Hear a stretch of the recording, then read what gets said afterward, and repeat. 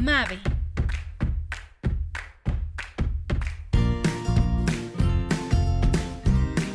Para tu seguridad, nuestras lavadoras cuentan con códigos de advertencia que indican si el equipo requiere atención técnica o puedes solucionarlo tú mismo. Cuando aparece el código E1, es necesario reiniciar tu lavadora. Panel 1.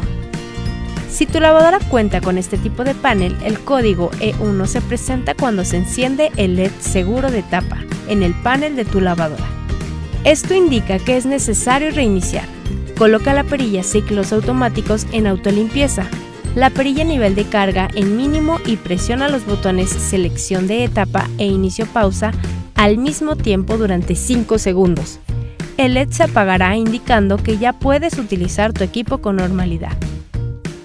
Panel 2. Si este es el panel de tu lavadora y en el display aparece el código E1, necesitas reiniciar el equipo. Presiona los botones nivel de carga y nivel de suciedad al mismo tiempo durante 5 segundos. El código desaparecerá y podrás continuar con el proceso de lavado. Panel 3. Si en el display de tu lavadora con panel digital aparece el código E1, es necesario reiniciarla. Solo presiona los botones nivel de carga y nivel de suciedad al mismo tiempo durante 5 segundos. Y el código desaparecerá para que tu equipo funcione de manera normal. Panel 4.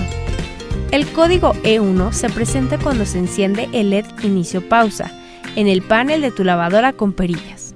En este caso es necesario reiniciar el equipo. Para ello, coloca la perilla programas a las 9 horas, simulando las manecillas del reloj, y presiona los botones selección de etapa e inicio pausa al mismo tiempo durante 5 segundos.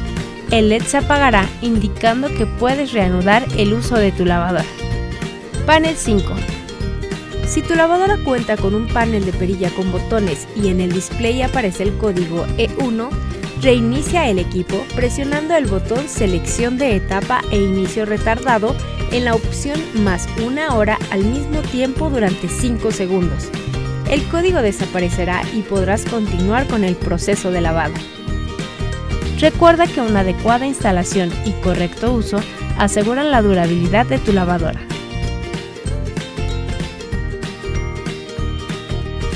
Mave. Cuando tu hogar funciona, todo funciona.